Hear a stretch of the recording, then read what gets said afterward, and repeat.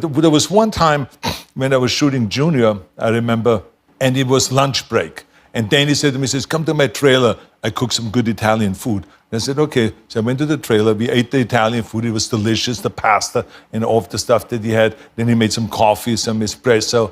And then afterwards he says, Arnold, you always give me cigars. And I always feel guilty. I have cigars this time. I want to give you a cigar. And then I said, well, that's finally. I said, Danny, this is really great. He gives me this cigar, really long one. I put it in my mouth and I light it up. He just comes in with the lighter. We light it up and then smoking it.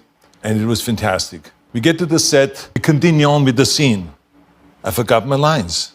I'm standing in front of the camera. It was a close-up on me. Danny is behind the camera. And the director says, action. Ivan Reitman. And I said, what am I supposed to say?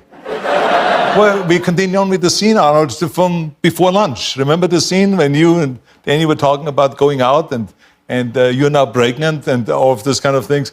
And so I said, no, I don't remember. I said, what did we do before lunch? And so I had to go to the script supervisor. I had to check out the script. I totally forgot everything.